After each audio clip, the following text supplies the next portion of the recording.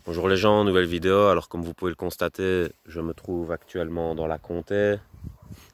Donc je vais continuer mes vidéos sur le temps. J'hésite pour le titre de celle-ci entre l'anthropocentrisme perceptif et la génétique asymptomatique. Alors je vais commencer par l'anthropocentrisme perceptif. En fait, l'anthropocentrisme, c'est être centré sur l'espèce, c'est-à-dire que nous, on est l'espèce humaine et que on centre notre perception sur notre condition de vie et sur notre situation géographique dans l'univers, ce qui nous empêche de nous décaler assez pour entrer en empathie avec ce qui est éloigné de nous. Et l'entropie accentue le problème, parce que moins il y a d'entropie, plus on est capable de comprendre ce qui est proche de nous. Par exemple, au niveau humain, une personne qui a les mêmes croyances, les mêmes habitudes, voilà, les mêmes caractéristiques, etc. Je sais pas, par exemple, deux personnes qui aiment le golf, voilà, elles ont en commun d'aimer le golf. Et il y a moins d'entropie, par exemple, que si on rencontrait un extraterrestre qui a des activités, par exemple, je sais pas, faire descendre dans un volcan ou quelque chose parce que son corps lui permet. Enfin, j'invente comme ça, mais c'est ça que je veux dire, c'est que les conditions de vie proches nous permettent d'entrer plus facilement en empathie, et plus éloigné, plus compliqué d'entrer en empathie. Et c'est ça que je voulais dire par rapport aux échelles de grandeur, parce que par exemple, les planètes, elles vivent pas dans le même espace-temps que nous. Dans le macrocosme, le temps se dilate, donc les planètes sont beaucoup plus âgées. Genre la Terre, elle a 4 milliards et demi d'années, et un être humain, ça vit pas 4 milliards et demi d'années, 100 ans tout au plus, sauf pour certaines exceptions. Et donc on voit bien qu'il y a une grosse différence d'expérience entre une planète et nous. Et puis on regarde dans le monde des particules, et là on remarque que le temps se contracte. Et les particules vivent beaucoup moins longtemps que nous. Je prends par exemple, c'est pas une particule, mais je prends l'éphémère, il vit un jour, mais c'est un être vivant plus petit que nous. Et si on descend plus bas dans les particules, il y a certaines cellules qui ont des espérances de vie d'à peine quelques secondes ou quelques minutes.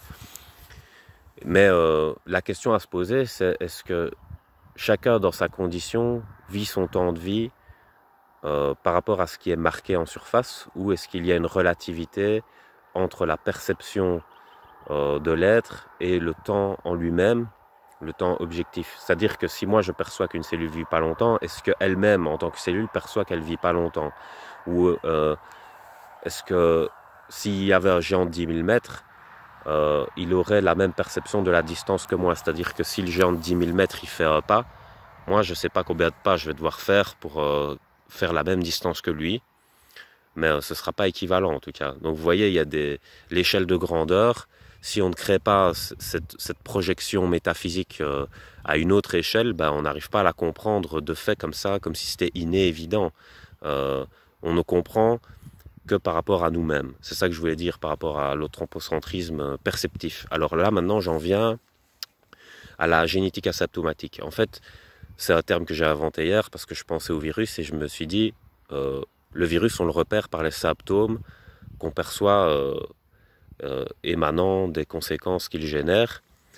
Et dans l'univers, par rapport à des théories qui décrivent l'univers, on en est arrivé à la conclusion que la mécanique quantique avait battu, entre guillemets, Einstein, parce qu'Einstein parlait de paramètres cachés.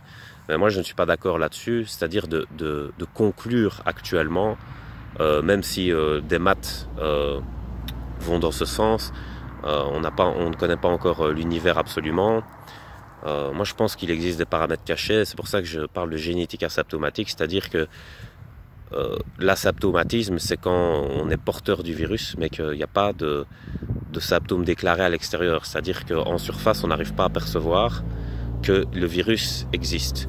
Et donc, par rapport à l'univers, je dirais la même chose. Imaginez, vous vivez sur Mars et vous voulez voir la Terre, vous voulez explorer la Terre, vous fabriquez un télescope, vous regardez. Ce que vous allez voir, c'est ce qu'il y a en relief sur la Terre ou ce qu'il y a en orbite, mais par exemple, vous n'allez pas pouvoir voir dans l'océan, ni dans une maison, ni sous terre, donc il va vous manquer des éléments. Et ce qui se passe avec la mécanique quantique, c'est que je pense que les scientifiques, ils disent on est plus avancé que ceux qui ne font pas de la mécanique quantique. Donc effectivement, celui qui a un télescope sur Mars et regarde la Terre est plus avancé que celui qui ne regarde pas, qui n'a pas de télescope. Mais ça ne veut pas dire que celui qui regarde dans le télescope, c'est tout de la Terre. Et donc, il existe des paramètres cachés. Et c'est ça qu'Einstein voulait dire par rapport à ceux qui voulaient conclure sur la mécanique quantique. Et il y a un paradoxe dans la mécanique quantique, c'est-à-dire que si c'est le hasard qui a tout créé, qu'est-ce qu'on cherche alors? Pourquoi la science fait des recherches? Si rien n'a de sens, pourquoi chercher un sens? C'est paradoxal, s'il n'y a pas de sens, autant arrêter de chercher, autant arrêter la science. Donc, c'est qu'on cherche quelque chose qui va nous donner du sens, qui va nous donner plus de réponses. Et l'incertitude absolue ne peut pas nous donner plus de réponses. Alors, je vais en venir à la vidéo de la puissance organisatrice du hasard de Micmac. En fait, il montre qu'avec une pièce, pile ou face, il prend une particule et il dit si la particule tombe sur face, elle va vers le haut, si elle tombe sur pile, elle va vers le bas. Et il dit on va regarder les proportions de hasard par rapport à ça. Et en fait, il remarque que les probabilités qu'une pièce tombe 3 fois sur face peuvent être grandes, ou 3 fois sur pile peuvent être grandes. Mais par exemple, quand on fait plusieurs fois tomber la pièce, les probabilités commencent à se préciser. Et donc, en fait, le hasard existe à court terme, mais à long terme, ça devient le destin. Et il le montre par rapport au recul qu'il prend sur son graphique. C'est-à-dire que, par exemple, si vous faites tourner la pièce en 4 fois, vous allez avoir des schémas différents. Vous allez par exemple avoir 2 fois face, 2 fois pile, 3 fois face, 1 fois pile, etc. Donc ça, c'est assez hasardeux. Mais ce qui montre, c'est qu'il y a peu de probabilités, et les probabilités sont tellement infimes que c'est impossible en fait que ça se passe, qu'une pièce tombe 3 millions de fois sur face sans tomber sur pile, ou 3 millions de fois sur pile sans tomber sur face. Alors il montre qu'en fait, son graphique là, c'est face comme ça, puis pile comme ça. Il montre qu'en fait, il y a une ligne droite. Il y a une ligne droite qui se trace quand on prend du recul. Parce que si on vient dans le détail, il y a des zigzags, puisque ça tombe sur pile et sur face, mais en alternance. Mais de loin, ça fait clairement une ligne droite quand il y a beaucoup quand la pièce a été lancée beaucoup de fois. Et je pense que c'est comme ça qu'est construit l'univers, c'est-à-dire que la mécanique quantique, c'est la structure de la métaphysique. C'est pour ça que sa structure même est l'incertitude, parce que la métaphysique, c'est le monde imaginaire, c'est l'infini. Il n'y a pas de limite, et le temps n'existe pas. Et dans la construction physique, là, il y a les structures, puis il y a le temps. Et donc là, c'est le déterminisme, et donc là, ça devient le destin. Et donc à long terme, c'est le destin, à court terme, c'est le hasard. Et le truc avec la mécanique quantique par rapport aux paramètres cachés, c'est que Einstein avait dit si une particule prend un pôle, sa particule jumelle va prendre le pôle opposé. Et ça a été démenti par l'expérience du chat de Schrödinger. Mais ce qui n'est pas démenti par la quantique, c'est pourquoi en fait, pourquoi les particules suivent un chemin. C'est-à-dire que le hasard, s'il était absolu, il créerait quelque chose de complètement confus et nébuleux. Il n'y aurait aucune structure nulle part. C'est-à-dire que même s'il y a un libre arbitre génétiquement mis dans la particule, c'est-à-dire qu'elle a des possibilités et qu'on n'arrive pas à saisir ces possibilités avant qu'elles ne se passent, ça ne veut pas dire qu'il n'y a pas une prédétermination de cette structure, de la possibilité. C'est ça que je veux dire, et c'est peut-être ça, finalement, le paramètre caché. Alors, voilà, je vous laisse en tirer la conclusion, mais c'est compliqué d'unifier ces deux théories, parce que je pense que c'est un problème d'échelle de grandeur et d'anthropocentrisme, parce que, par exemple, nous, on vit en relativité générale par rapport aux particules. C'est-à-dire, si une particule prend son télescope et nous observe, nous, on vit en relativité générale pour elle. Mais nous, si on prend notre microscope, elle vit en quantique pour nous.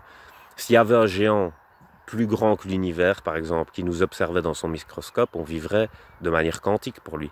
Parce que c'est tellement détaillé. Par exemple, moi, je suis ici, comme je dis, dans la comté, je suis dans un champ. Imaginez un géant, il regarde dans un microscope. Comment est-ce qu'il peut me percevoir? Comment est-ce qu'il peut percevoir que j'ai un libre arbitre, que je me déplace là, que je veux faire ça ou quoi? Comment est-ce qu'il peut percevoir une intention? Il ne saurait pas.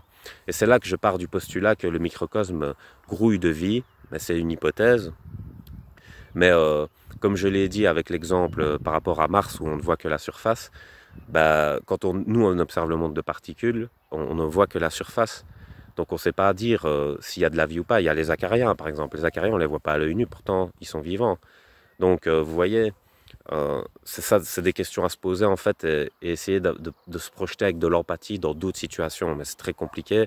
Et plus on doit se projeter loin, plus comment dire, faut équiper son esprit pardon, pour le voyage. C'est ça qui devient de plus en plus difficile pardon, euh, à l'époque à laquelle on vit parce que enfin, la pédagogie est en train de tomber en ruine à cause des profits capitalistiques et c'est ça qui est dommage. La science régresse finalement, la technologie progresse mais la science régresse parce que la technologie ce n'est qu'une part de la science, contrairement à l'idolâtrie qu'on en fait dans l'optique transhumaniste, parce qu'on n'est pas encore arrivé, il ne faut pas se brûler les ailes comme Icare.